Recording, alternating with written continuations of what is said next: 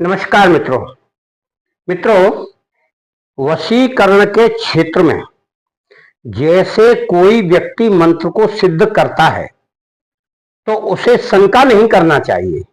अगर आप चाहें तो अपने विवेक से और दृढ़ निश्चय से भी किसी भी व्यक्ति को सम्मोहित कर सकते हैं, वशीकरण कर सकते हैं। केवल आपके अंदर भावना होना चाहिए कि मैं इस व्यक्ति को प्रभावित करूंगा। उसके लिए आपको सरल भाषा, मृदु भाषा और उसको प्रभावित करने वाली भाषा बोलना होगी, तो वह आपका कार्य अवश्य करेगा और आपसे प्रभावित भी होगा। मंत्र तो अपनी कार्य करता ही है, परंतु आपकी बोली, आपका व्यक्तित्व और आपका पहनावा और आपके कार्य करने के ढंग से लोग प्रभावित हो जाते हैं और वशीकृत हो जाते हैं कि वह व्यक्ति बहुत अच्छा है और बहुत अच्छी बात करता है, बहुत समझाता है। इन्हीं कारणों से वशीकरण विद्या प्रभावित होती है और लोग वशीकरण का प्रयोग कर लेते हैं। आपने प्रवचन सुने होंगे, लोगों के वक्तव्य भी सुने होंगे और 4, 6, 10 लोगों के बीच में कोई बोलने वाला भी आपने देखा होगा जो बड़ा प्रभावी भाषा में बोलता है, जो लोगों को मन को भाती है, लुभाती है। उसी का नाम संमोहन है, उसी का नाम वशीकरण है। आप भी इस तरह के प्रयोग करना सीखें।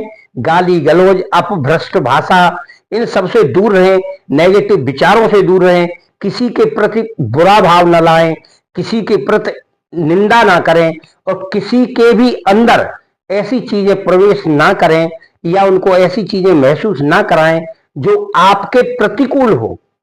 उनको ऐसी चीजों का अनुभव कराएं, ऐसी चीजें बोलें जो आपके साक्षेप हो, यानी आपके प्रति सहानुभूति पैदा करें, तो आपका वशीकरण का मंत्र बिल्कुल चलेगा। ऐसा नहीं है कि आप कर तो कुछ और रहे और मंत्र सिद्ध करके वहां जा रहे, तो यानी आपके चेहरे की छवि, आपकी बोली, आपका पहनावा इस तरह का है तो लोग दूर से ही नफरत करेंगे। साफ सफाई से पहने हुए कपड़े, साफ सफाई से बोलना, साफ सफाई से चलना, साफ सफाई से कार्य करना वह व्यक्ति को प्रभावित करता ही है। स्त्री पुरुष दोनों प्रभावित होते हैं, बच्चे भी होते हैं, अनायास अनजान व्यक्ति भी प्रभावित होता है कि यार कौन व्यक्ति है, क्या सुना रहा है, मैं भी सुनकर देखूं। यही केवल एक वशीकरण का मंत्र है, प्रिय बोलना। और कहते भी हैं कि वशीकरण एक मंत्र है, तज दे वचन कठोर। जिसने वचन कठोर तज दिए उसको वशीकरण की विद्या स्वतः प्राप्त हो जाती है।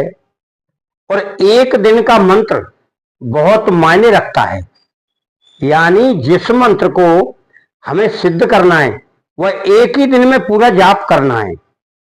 अब उनकी संख्या अलग अलग होती है, किसी में 8,000 है, किसी में 10,000 है और किसी में ज्यादा भी है।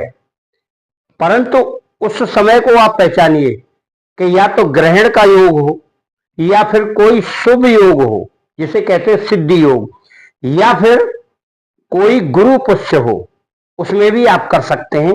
तो वह वशीकरण का बहुत ही प्रभावशाली मंत्र सिद्ध होता है। इसके लिए आपको रात्रि में करना है और रात्रि में जब आप उसे करेंगे तो उस पुष्य नक्षत्र में ही ज्यादातर करें, क्योंकि ज्यादातर पुष्य नक्षत्र दिन में और रात में दोनों समय रहता है।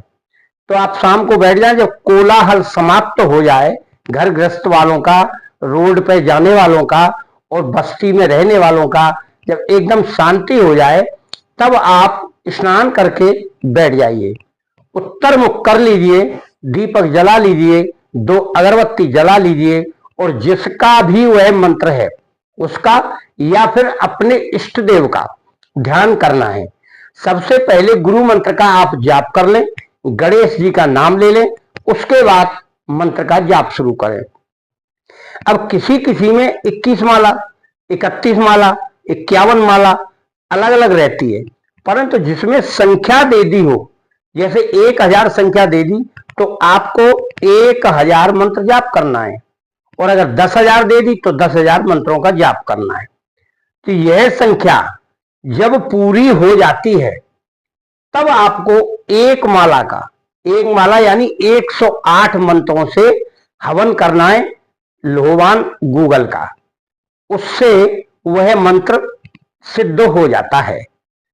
अब बात यह आती है कि मान लीजिए आपने वह सिद्ध कर लिया, तो वह कार्य कैसे करेगा? यह दूसरे व्यक्तियों को सम्मोहित करने के लिए और वशीकरण करने के लिए पूरा कार्य करता है।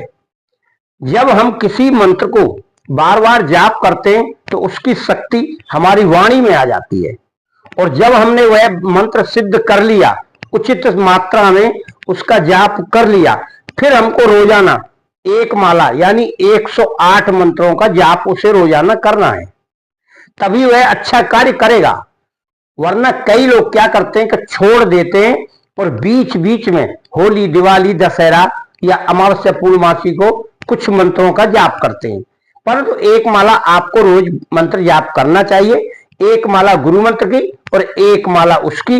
अगर आप कर सकते हैं तो एक माला गणेश जी की भी करना चाहिए। गणेश जी का कोई भी मंत्र आप जाप कर सकते हैं। उसके बाद अब आप कहेंगे कि इससे हमें प्रभाव कैसे इसका आएगा?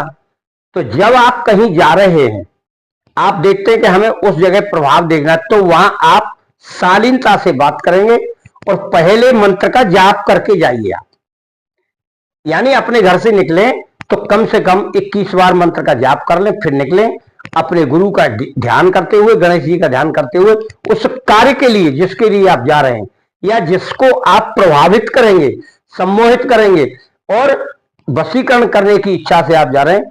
और एक कोई आप तिलक अवश्य लगाकर जाएं, जो वशीकरण का ही तिलक होना चाहिए। तो आपके लिए यह दोनों तिलक और मंत्र दोनों कार्य करेंगे और आपका काम सुचारू रूप से चलता रहेगा। आपकी बात मानेंगे और आगे भी मानकर कार्य करेंगे। इसका मंत्र है यह। इस मंत्र को आप विधिवत जाप करें। इसमें आसन आप ऊनी ले लें और ऊनी आसन पर बैठकर मंत्र का जाप करेंगे और मंत्र समाप्त होने के बाद हवन करेंगे और हवन करने के बाद आप फिर विधिवत उठ जाएं। उसके बाद आप सो सकते हैं वहां चाहें तो, क्योंकि रात्रि में जिस स्थान पर मंत्र जाप किया जाता है वहां सोने से आपको पूरी एनर्जी मिलती है। सारा का सारा खेल एनर्जी का है। जब हम मंत्र जाप करते हैं तो वो एनर्जी हमको प्राप्त होती है जो मंत्र की होती है, और उसी एनर्जी को जब हम दोबारा मंत्र बोलकर जाते हैं तो वह प्रभावित करती है सामने वाले को। इसी का नाम है सम्मोहन और वशीकरण। आप इस मंत्र से कर सकते हैं। आप बशर्ते सिद्ध कर लें। आने वाले समय में या हर महीने कोई न कोई ग्रहण या सिद्ध योग या पुष्य नक्षत्र पड़ता ही है। आपका और आपके घर परिवार का मंगल हो। बुरा कार्य कभी मत करिए, यह सोच कर रखिए। किसी को अनायास परेशान करने के लिए इन सब तंत्र मंत्रों का प्रयोग ना करें।